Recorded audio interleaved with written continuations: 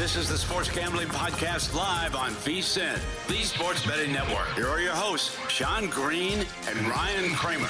I can't believe we're letting these guys on my network.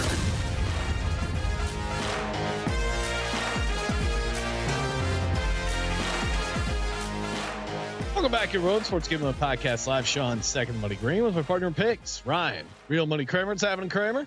I'm very, very, very interested to see what kind of win total action Colby's invested in. Yeah, and of course, if you're getting down on some win totals online, you better be using Edge Boost. It's the first ever bank account built for bettors, ensuring all gambling transactions get approved. No usage fees, no minimums, earn cash back rewards. I love my Edge Boost cashback rewards. 100% approval for all betting deposits. Nothing worse than getting declined. You have the money, you still get declined. Sign up today at edgeboost.bet with the promo code SGP. Deposit $25 and Edge Boost will match the deposit. Edgeboost.bet, promo code SGP. Join us on the line from the college football experience, courtesy of the Progressive Guest Line, the one and only Pick Dundee, aka Colby. Colby, let's start with now. Obviously, you just talked about Dylan Raiola for Heisman. I would assume you also like Nebraska to go over their win total. Currently, the market's sitting around 7.5 wins. That feels like, if you like them to win the Heisman, you like them to get over 7.5 as well, I assume. Yeah, I'm all over that, and I think there's even value in taking them to get to the Big Ten championship. I mean, a lot of it has to do these days with these gigantic conferences. It's why we took a future on Indiana to make the playoffs a year ago, was, just the schedule. The schedule breaks nice for Nebraska. They start off with a neutral site game with Cincinnati at Arrowhead Stadium, where that'll be all Big Red Nation there. Then they have Akron and Houston Christian. And then, like I said, they're hosting Michigan in Lincoln with a freshman quarterback. So then they get a bye week, and then they avoid Ohio State, they avoid Oregon, so they're playing at Penn State to end second to last week of the season. They can lose that game as far as I'm concerned, and they'll still be in a decent spot. The other road spots are what? Maryland, Minnesota, and UCLA. That's not very scary. Give me some action on Nebraska. Go on the over and sprinkle a little bit of that to win the Big Ten.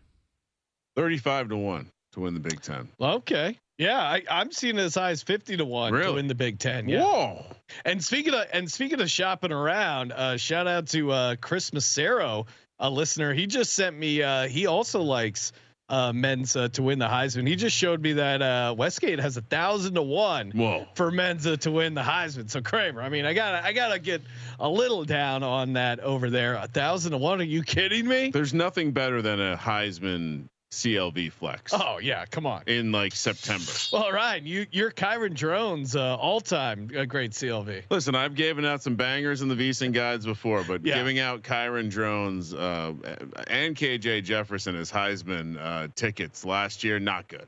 Not good. Thank you. Thanks for bringing it up. But great CLV. I was highlighting the great CLV. I don't even think we got the CLV on those. I don't think it ever worked. Well, speaking of Heisman, of course, the Colorado Buffs. Your Buffs, Colby. You're a Buffs fan. Now they're going to lose Travis Hunter and Shedeur Sanders. Their win total is 6.5. Do you think Dion and that Buffalo program? Certainly, they got a lot of cash, which makes it a lot easier to bring guys in. Do you think they can get over that 6.5 wins?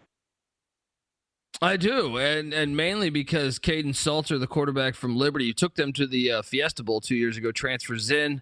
They have a slew of other transfers. I think they're so much better on the line of scrimmage. Some of those guys, Jordan Seaton is 323 pounds now or something. So that was a 5-star tackle. These guys are growing up in that system. And then you look at the schedule compared to Colorado seasons prior. I feel like this one actually breaks probably the nicest in the Dion era, or really probably in the past decade. They host Georgia Tech in the non-con, but besides that, it's Delaware and Wyoming in Boulder, all three in Boulder. So you get that, and then you get the Big 12 conference play, but you get a lot of your best games in Folsom Field there. BYU coming to Folsom, Iowa State coming to Folsom, Arizona State coming to Folsom. So you got to like that. So I'll take the higher on that. I don't know that they'll be in contention to win the Big 12, but I definitely think they're one of the better teams in the conference. And the target's off their back. Yeah. I think Dion's still there, obviously, but his Shador not being there, Travis Hunter not being there, a little of the shine of the we want to kill this team probably wearing off as well. And who knows? Maybe maybe the quarterback position's been upgraded. Oh, okay. In the portal. Well, yet to be seen. But certainly, if the offensive line has been upgraded, I think there's a good chance that they get better quarterback play. So. No, I certainly like the angle of one. I still think they have a legit home field advantage, and then two. Oh, elevation! Come on. Oh yeah, come on. I love a good elevation handicap, and I like your angle, Kramer, of the pressure kind of being off them in a weird way. The pressure of coaching your own sons, the pressure of Travis Hunter and his Heisman run. Everyone giving you their best shot. I think might create some opportunities. And he signed a big extension. There's no angst about where he's going to be. Kind of a sneaky. I don't want to call him a sleeper team this year, but certainly I think this will be the first year I'll be coming in with way less hype. This will be the first year I'll be riding and I'm campaigning. I mean, they've got to figure Kramer out. did pick against them ATS. I did a lot every single game. Not next year though. And can we get an investigation going? Why are we still going with buffaloes? It's a bison. Oh, okay. Ralphie's a bison. Colby, don't let him walk down that. It's very confusing. What about Vandy? We fell in love with Diego Pavia and the Commodores run. Was that a 1 year phenomenon, or is Vandy here to stay? Well, their win total sitting at 4.5. I assume you're going to continue riding Vandy. Now, Pavia is playing, correct? I know he was suing the NCAA to continue playing, and last I saw he won that lawsuit, so he's good to go, right? Yeah, I think everybody's won a lawsuit over the NCAA recently, but yeah, I like the I think they're going to smash this again. Once again, there's something about in this day and age of college football being in the same offense. Now I know he transferred, but he's still with Jerry Kill. He's still with Beck, the OC. He's been in the same offense for 4 or 5 years now, back to his New Mexico State days. He won that appeal. He's back. And guess what? His star tight end, who will be in the NFL, Eli Stowers, who was also a part of that New Mexico State team, is back as well. Their top 3 tacklers on defense are back. They add Bob Shoop to the defensive staff, legendary coach coming over from the Birmingham Stallions after winning the championship there. So to me, the team's only getting better. And then you look at the schedule. Yeah, to me, the 4.5 wins insulting from the start. This is a team that, to me, was in a lot of games too that they lost. You look at it though. I mean, Charleston Southern, Virginia Tech, Georgia State, Utah State, guaranteed wins. That game is at Blacksburg. Yeah. Okay. I'll take Vanderbilt's better football team. They proved it last year. They'll do it again this year. So that right there. And then in conference, to me, when you have Kentucky on the schedule, to me, South Carolina on the schedule, those are all winnable games. So Auburn on the schedule. And first off, Diego Pavia has had a knack for destroying Hugh Freeze's season. So you got that on there as well. So all over here with the Commodores. They do. I mean, I will say, unrelated to the win total, I'm circling that game at Bryant-Denny Stadium, Alabama. Little revenge. Might not be the best day for Mr. Pavia. That could be. See if he ends up pissing on a away team's field again. He did enjoy that. I don't know. I kind of feel like Pavia snuck up on the SEC last year. I don't know if it could be a little bit of a revenge tour, but I'm with Colby. The number is pretty low considering. I imagine the continuity is decent. Do they have? Well, part of the handicap too is is their stadium going to be finished? Because we know that their stadium being under construction helped in not having away fans there to make it hard to play home games. Will they be finishing before this season? I think they will, but I'll tell you this: the buzz around Nashville is for real. Pavia's come there. The basketball program made the NCAA tournament in year 1 of the Byington era. This is something that's changing in Nashville there. Buckle up. Now, Colby, I'm buckled up. I'm strapped in for another Vanderbilt season. Are there some teams you're looking to fade? Who's a team maybe in the SEC, ACC? Who are you looking to fade? Yeah, I'll tell you, one of the things I like doing specifically when the over does hit, taking the under on a Mario Cristobal coach team. You look at last season; they had a knack for winning some of these games that they had no business winning. See the Cal game where the guy's blocking 10 yards into the end zone and they don't call it legal man downfield or illegal. Yeah, I mean, just So I'm all over. They lose Cam Ward. They're switching to a different defensive coordinator, and you look at to me a schedule that has them not only hosting Notre Dame and Florida in the non-con, which are two teams capable of beating them, but also going to Pittsburgh to end the season on November 29th. Good luck, boys from Miami there against Pat Narduzzi and company. So yeah, I mean, I think that the under's going to smash there. I mean, a lot of the reason they were able to make some of these comebacks was Cam Ward. Now they go to Carson Beck, who is he is beta vibes. I mean, going as soon as he got to Miami, he got a bunch of Lamborghinis stolen. And he just seems like he seems fairly distracted on the Miami campus from at least what I've seen on social media. And you got multiple sports cars stolen. Like what are you doing? Ryan was really mad. He's like, why would you buy that car? It's because you're in college and you have millions of dollars. I go, you're telling me if you were the quarterback at Miami and you had access to millions of dollars, you wouldn't buy a Lamborghini? What would I need a Lamborghini for? I'm grinding. I'm trying to win a championship. Oh, come on. You can try and win a championship. Dude, you don't need a Lamborghini if you're the starting quarterback. You can walk to class. But also you can have a Lamborghini. You know what makes being a quarterback on the Miami football team a little better? Driving to practice in a freaking Lamborghini. Disagree. Hey, LT drove a Lamborghini and still kept his edge. He was still a different dominant. kind of cat. Yeah, I wouldn't compare Carson Beck to Lawrence Taylor. Not quite the same eye of the tiger there. Colby, always appreciate you hopping on. Make sure you subscribe to the College Experience. When we return, the Bad Beat Judge, Sports Gambling Podcast live on VSiN.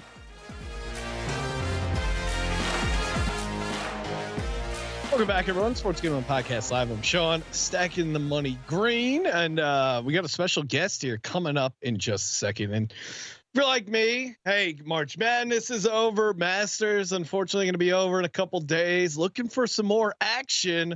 Why not get down on the ponies? First Bet lets you wager on hundreds of horse races every day from top tracks across the United States and across the world. Sign up at firstbet.com. That's the number one, stbet.com. Use the promo code VSiN200 to claim a 20% rebate on your first 60 days, up to $200. Head to firstbet.com today. That's the number one, stbet.com. Promo code VSiN200. Join us in studio, the Honorable Bad Beat Judge, here to set things straight for you to decide, Your Majesty, or Your Honor, right? What's happening, Bad Beat Majesty? Judge? Well, is there a magistrate. It's been a while since I hung out with the Bad Beat Judge. First of all, Your Honor, are you not aware of the hours that judges typically keep? I was hanging out. I was doing some leisurely activities. That's why. Yeah, I don't know if you noticed, the judge got the dark glasses on. Can't see the eyes right now. Not safe for work, as they say. Oh wow. Okay. Well, like I said, it's a Friday afternoon. Surely you've done your civic duty and served on a jury. You understand that once it hits 11:15, we're getting out of there. Lunch leads to the weekend. No, you can appreciate you dragging me out of the bar I was hanging out in. You can just throw out those jury notices. No one ever actually comes after you. Oh, well, the judge didn't hear that. Now, Judge, I come to you with a humble request. I was hanging out at the great Circus Sportsbook a few weeks ago, enjoying some Sweet 16 basketball. Very often, I find myself wagering on the Michigan State Spartans, and in this case, they were laying 3.5 points against the Ole Miss Rebels. Now, it was a close game. And Michigan State was laying 3.5 points, but Ole Miss was up. They were kind of holding their own, but it's Michigan State. You always know they're going to come back. They were only down. They were down 2 points at halftime.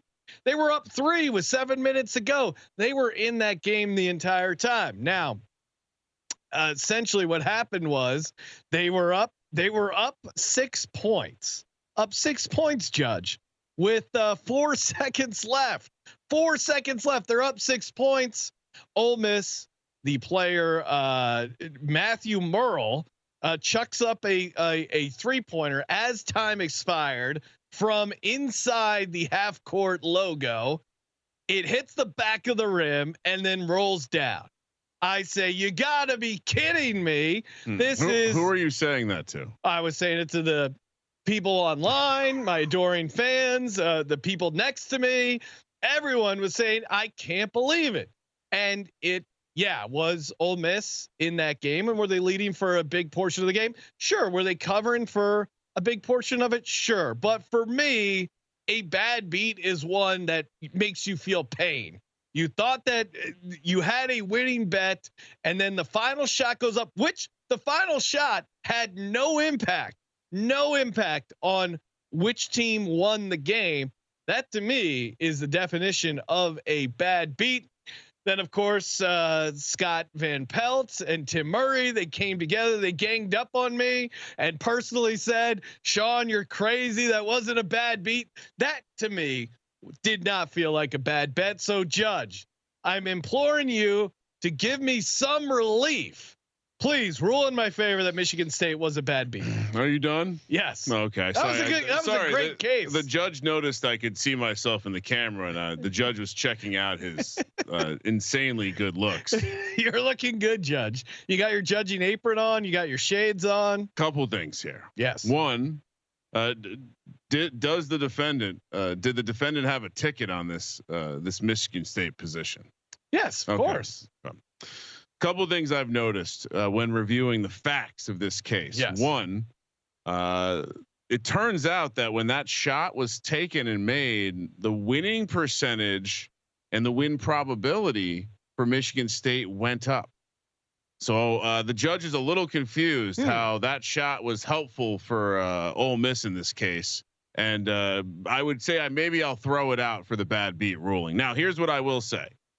And I've heard you break this down on the program before with Ryan Real Money Kramer, great co-host, and he made a lot of great points about how this might not be a bad beat, but perhaps it's a tough or rough beat. Right, but that is not an option. It's either a bad beat or a bad bet. It has to be one of the two, Judge. The judge was also having cocktails, which, by the way, we were practicing our golf voices, hanging out with the godfather of the bad beats himself. I didn't know that Scott Van Pelt invented the bad beat. Yes. He has ruled a certain way. So much like the Supreme Court, I am not here to overturn that ruling. I will withhold Judge. Scott Van Pelt's ruling of a bad beat. The judge would have called it a tough beat, just like Ryan Real Money Kramer. That doesn't exist, Judge. But we're gonna call it we're not gonna call it a bad beat. Scott Van Pelt on the Tim Murray VSiN Morning Line. Make sure you check that show out.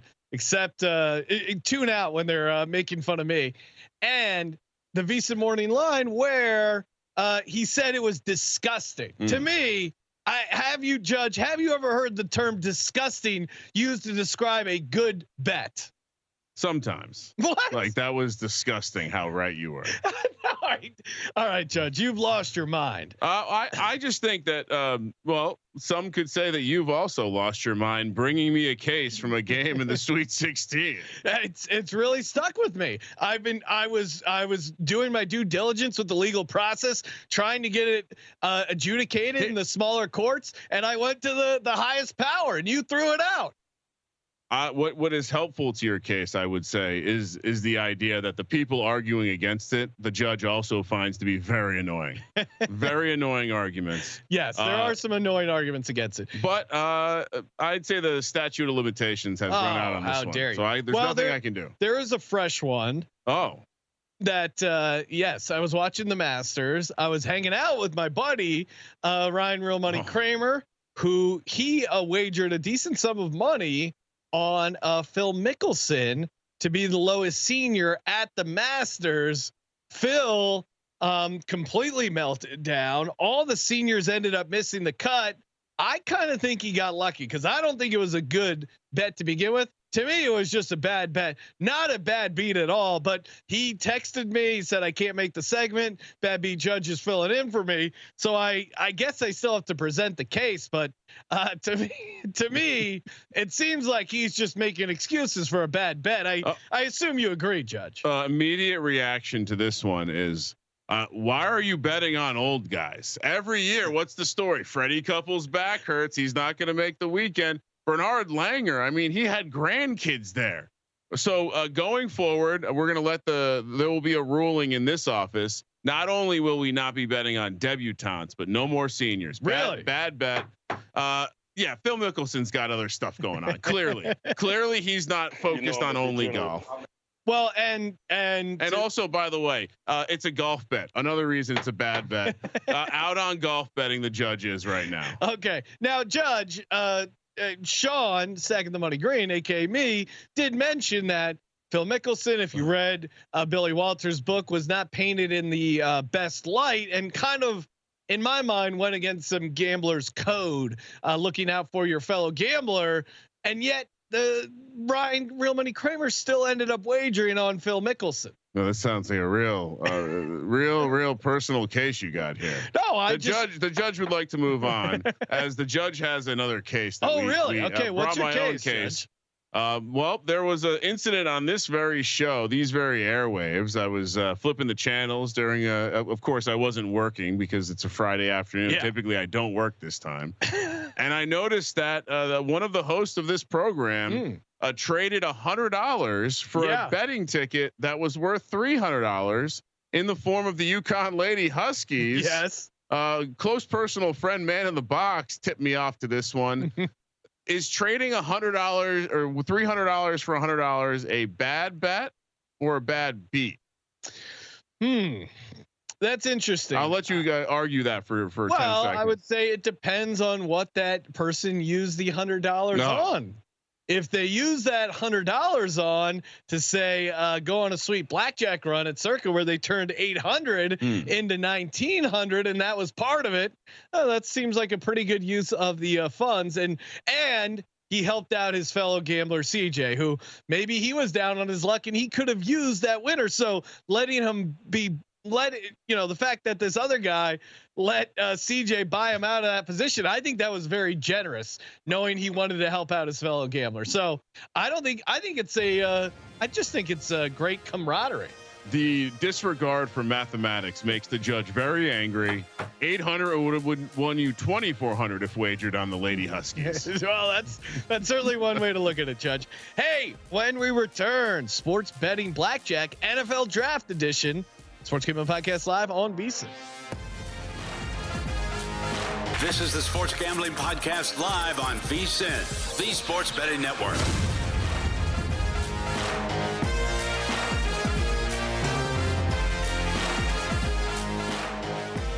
Welcome back, everyone. Sports Gambling Podcast live. Sean, second money green with my partner in picks, Ryan, Real Money Kramer. What's happening, Kramer?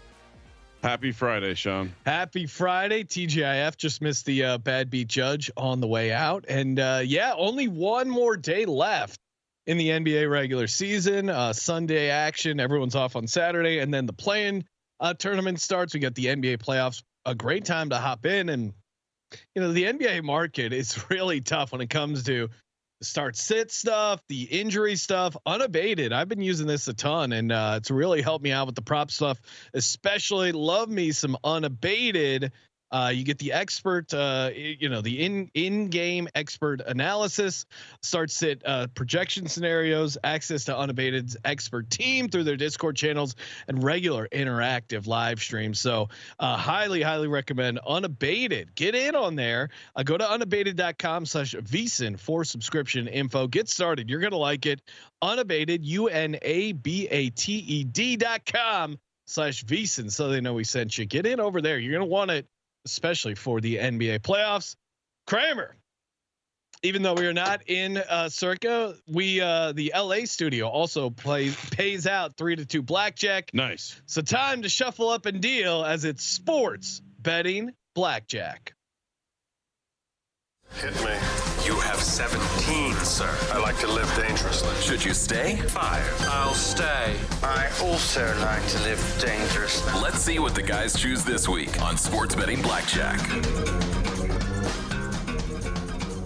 Very easy, very fun to play along. We take turns getting blackjack hands dealt. We're going up against a virtual dealer to see if we can win the hands, but really it's just an excuse to talk about random NFL props, as each card coincides with a NFL prop that, hey, like in blackjack, when you're dealt a card, you don't get to decide. It's just dealt to you.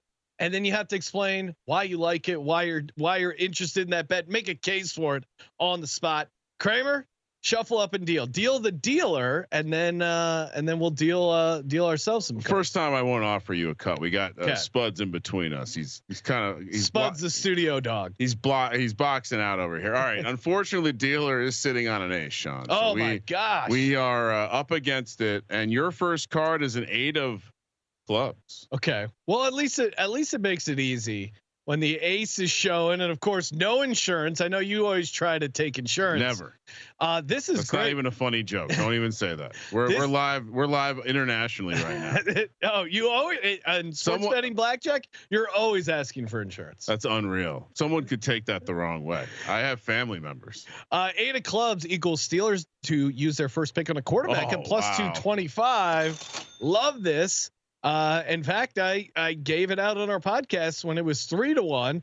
Obviously, I still like it at plus 225. I also gave out last week the Steelers to draft Shedeur Sanders at 7-1. Now maybe it ends up being a different quarterback, but I really get the sense the Steelers don't want Aaron Rodgers and him being a pain in the ass. And I don't think Kirk Cousins is going to be the guy.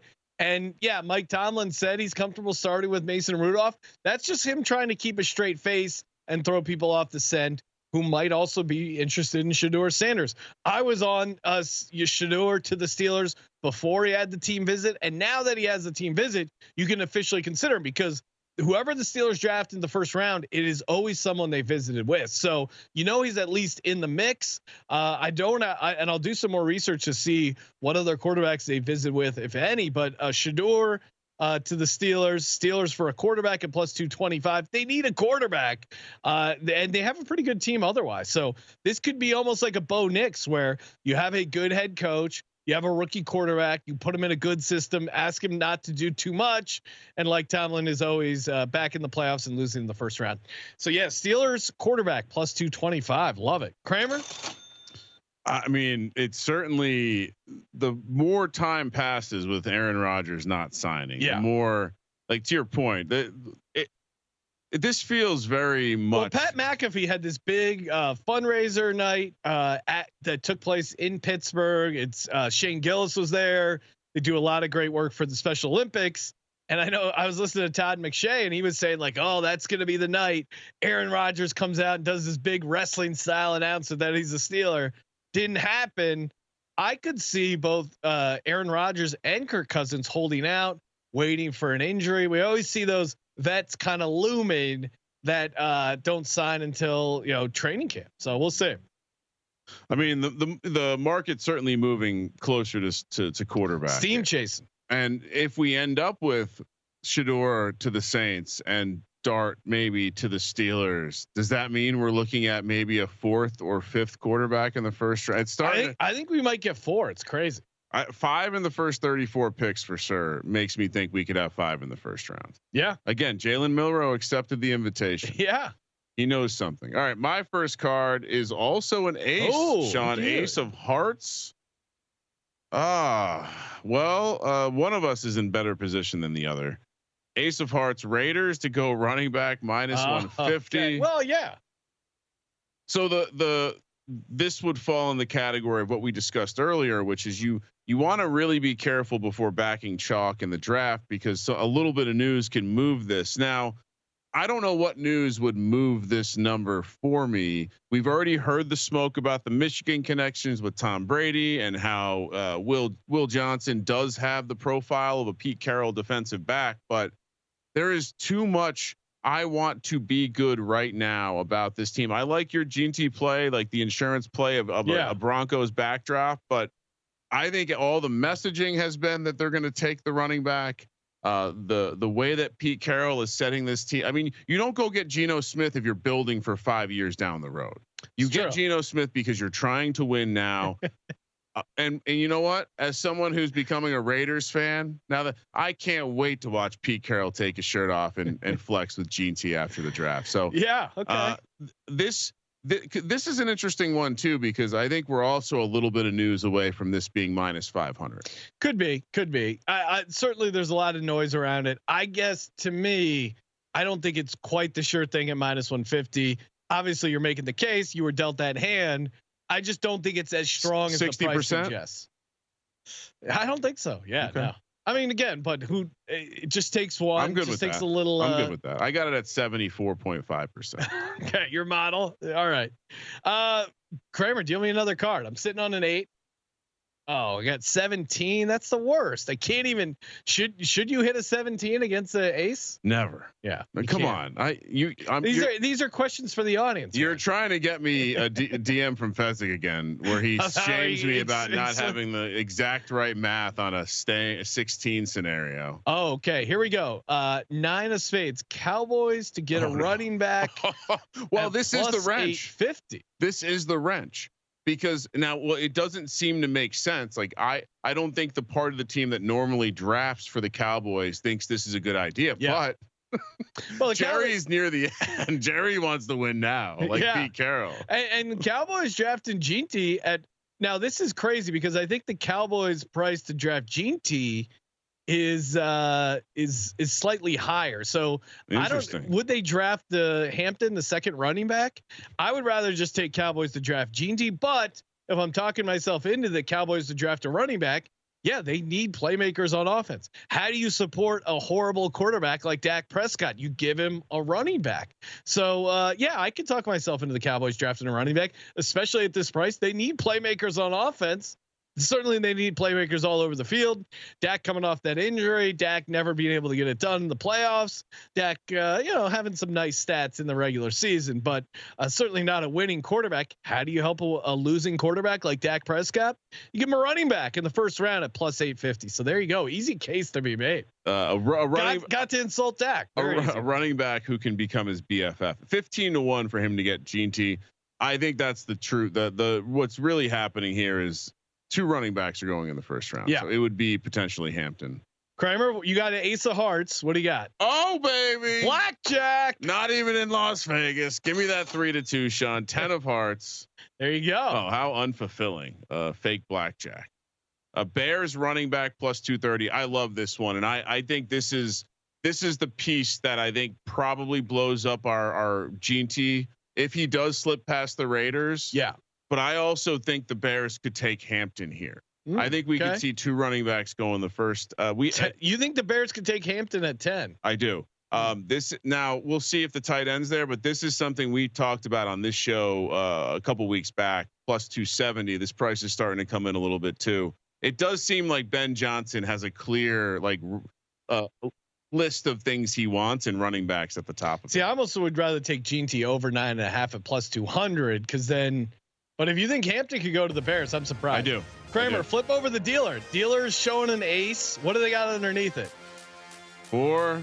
Okay. 12. Big. Joker. 10. 22. There we go. 22. All right. Don't worry about the Joker. Coming up next, we got the man in the box talking UFL. Sports Gambling Podcast live on VSiN.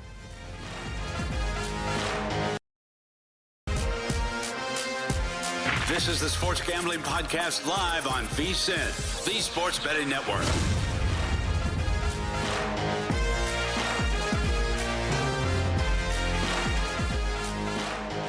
Welcome back, everyone. Sports Gambling Podcast live. Sean Second Money Green with my partner in picks, Ryan Real Money Kramer. What's happening, Kramer? We didn't get to it up top, but I will say, and again, kind of out on the Masters, but I did enjoy watching Cam Young look like one of us, missing 3-4 putts from within 4 feet. Yeah, no, it is. It's always great when that happens to a normal person. Like a guy shot at 90, and they're like, breaking news. Once your bets get cooked, it's fun to root against all the other golfers and see them go through the pain, the struggle. Root for the course.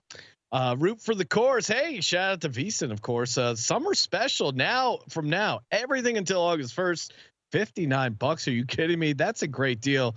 I'm not great at math, but that is a very generous price by Bill 80 and the leadership team over at VSiN, VSiN.com/subscribe. Every sport, every edge. We're talking Kentucky Derby. The NFL betting guide is going to be included in there. Of course, you get the DraftKings and the Circa betting splits, 24/7 video access on the VSiN watch app. NBA playoffs, NHL playoffs, right around the corner. Get in on it all. VSiN.com/subscribe. YouTube.com/subscribe. Joining us on the line, courtesy of the Progressive Guest Line. You know him, you love him. The man in the box from the Bottom Line Bombs podcast, Mr. CJ Sullivan. CJ, how did you enjoy the United Football League tonight? We had a Renegade Stallions battle. What was your takeaways from that game? Well, first of all, thanks guys. Good to be here. Ryan, good to see you. I was watching the show earlier and you must have stepped out for a segment or something. I saw the a judge sitting in your seat, taking your chair, and it was odd that he brought up the UConn lady ticket. You think you would let that go at this point? Sean, it's just not healthy to stew on this thing. I didn't know what the ruling was, but if I had to chime in, and who am I to chime in a case that doesn't involve me at all? Who would you would, I would do that at all, but I thought, like, in honor of the Masters, it was more of a bad read on your part, Sean, than anything. You thought it broke left, and it broke completely CJ right. Sullivan. Yeah. I went with the sandwich. Should have just used one of the low irons, punch it out. We need to get CJ's face photoshopped on that great picture of Tiger's Fluffy? caddy checking the wind with a cigarette. It was an all-time classic that was tweeted out on social media. The caddy holding up a cigarette to check the wind. It was a simpler time in the late 90s. Well, cigarettes have been allowed in Augusta for a long time, unlike other groups of people. Yeah. And that smoke, things and that's are banned. Right. And that smoke you can trust. You put a blade of grass, that can go, that's stick to your fingers. That's not consistent. The cigarette from a Marlboro Red in the air in Augusta, Georgia, that is pure direction. That is true. And there is not, you can get that down to the T, literally, no pun intended. So anyway, we got some back to the UFL real UFL real quick before I get into tonight's game. I did watch. It was worst case scenario. I had Birmingham. I got a great sharp number -3. It didn't matter. They won by 1 on a ridiculous comeback, and I have Arlington future, so I kind of like, well, at least have Arlington win outright. Worst case scenario, but they did something. I tell you about, they say if you go to a baseball game, you're going to have to see something you've never seen before. That's what it's a crazy inventive sport. Same thing with the UFL, but it's with a rule. You'll never see. You watch a UFL game, you're going to see a rule you've never seen before, and they don't. And they seem like they made it up. So it looks like the game was over. It was 4th down. Birmingham throws an interception. On it looks like a false start. Half the play was stopped, but the referees let it go. Interception, game's going to be over. Arlington's celebrating.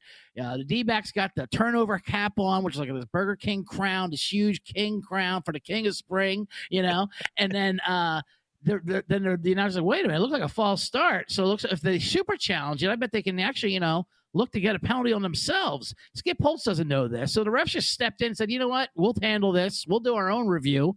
And apparently you guys did cheat. You did have a false start, but that's good news for you. You get to redo the play. And they showed the D-back on the bench, and they had to tell him he had to take off that crown. And he was like, no. He threw a hissy fit. He's like, I'm not taking this off. I just got the turnover crown. And he got so mad he didn't even get in there for the redo of the down of the 4th down. He was on the sideline with his King of Spring crown. And then Birmingham goes down the field and scores a touchdown and wins the game. It was insane. And again, someone pointed out to me UFL should be for the under football league, as now it's a 7-1-1 to the under. The total was at 39.5. 10-9 was the final. Under was a rocking chair winner. A nice call on that one, Kramer. What about real quick? Yeah. Can you name, Sean? You're a big football guy. Sure. Can you Luis Perez, aka the Spring King? Yep.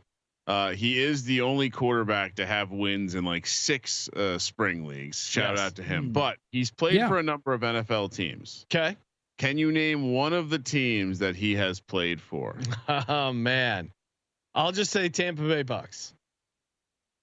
He's played for both LA teams, the Rams and Chargers. He's also played for the Lions and the Philadelphia Eagles. Really? Yes. When did he played in a game? No, I'm sure it was just a practice Yeah. squad or off season kind of thing. I'm just, I wanted to make you look bad as an Eagles fan. Okay. Appreciate it. Yeah.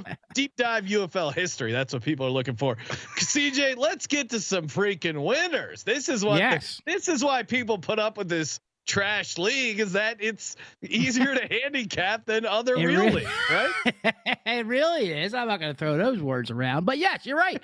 I mean, heck, I've given out winners here every week on the UFL, and the only one we lost was those Birmingham's overrated. Now, I'm going to zig and zag a little bit. This first game tomorrow, we got two terrible teams. Memphis versus Houston, the 7th and 8th teams in the league, the last two places. I got 3 plays in this game, actually, for you. Let's go. And one is this Memphis team actually isn't as bad as advertised. They could. There's a universe where they could be 2-0. They were tough against a home opener versus Michigan. There was a pick 6 that kind of separated it towards the end. They should have won at DC last week. We had that. We had them plus the points, which was an easy winner. We also had the money line last second when it didn't turn out. Yeah, they outgained and whatever, but that's the UFL. That happens. So I actually think they're a little bit better than advertised. Houston is that bad. That you can set your watch to. Houston is terrible. It's just up to if the other team is going to not sleepwalk through it like Arlington did last week. They kind of yawned their way through it. They had to look ahead for Birmingham. They still got the win. There's no way Memphis is overlooking this game because this is a chance to win a game. And this is their first chance. This is a much less level of competition for them. And Houston, on the other hand, also thinks they can win the game. They can't, but they think they can, because they're playing a team that should be just as bad, but they're not. So I'm going to lay the points with Memphis, even though this line has creeped all the way up to 6.5 now. But I also kind of like, and this is shocking, the over, even though it's 35.5. Anytime you get two bad teams that think they can win, defense is usually what suffers, and they play inspired ball, and they get some weird points, and it's not as tight. This could kind of be loose. So I actually think this game goes over 35.5. I like Memphis a lot, and I also have a prop for you boys on this game. Ooh, okay. And this is one of my favorite plays. And you're talking to a 2-0, twice DFS money winner over here from UFL. Now, I'm only playing the $5 leagues. I wish I played the bigger ones. That's actually more tilting when you win in those things. But I came in 10th place last week out of 200 people. So I'll just say that. But one guy I've been rostering every week, and his prop is pretty high for this league at least.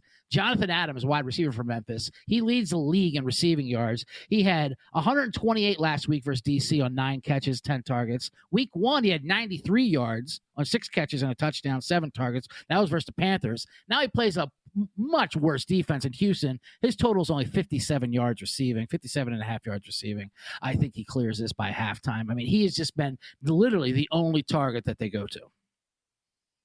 Yeah, worth noting early in the season, small sample size, but the money has come in on some sides. The lines have moved a lot. The teams on the other side of those moves are coming in. 100%. Unfortunately, so that would be my only caution as someone who's backing the Roughnecks here, closing my eyes and taking the gross dog. But no, and I agree with that. But my counterpoint to that is that they're playing Houston. That's true. CJ, of course, host of the UFL Gambling Podcast. We got 1 minute left here. What's your other favorite play you haven't given out for UFL Week 3 action? Well, now I'm going to go back to and under. I know you're not a total show, but this is kind of the total's been the story of the league so far. You just said it's the under football league. And I love this under here. The Brahmas and the Panthers play. So now, as we all know, the offensive coordinator AJ Smith left this week, the week of a game for San Antonio. It was news to me, you, and Wade Phillips, the head coach of San Antonio. They asked him, and he was like, "So who's going to call the plays?" He goes, "Wow, man, I haven't really thought of that. Hope he didn't take his iPad with him because we're going to have to figure that out, I guess." They really didn't have any contingency plan, so I don't see their offense. Their offense hasn't been clicking anyway. I mean, they've scored 11 points as their season high. Panthers also have a banged up backfield at the running back. I mean, no one will be at this game to either at Ford Field audience crowd wise. 35.5. That might as well be 57.5. Let's go under. I doubt this game gets even to the 20s. All right, we got Masters bets coming up.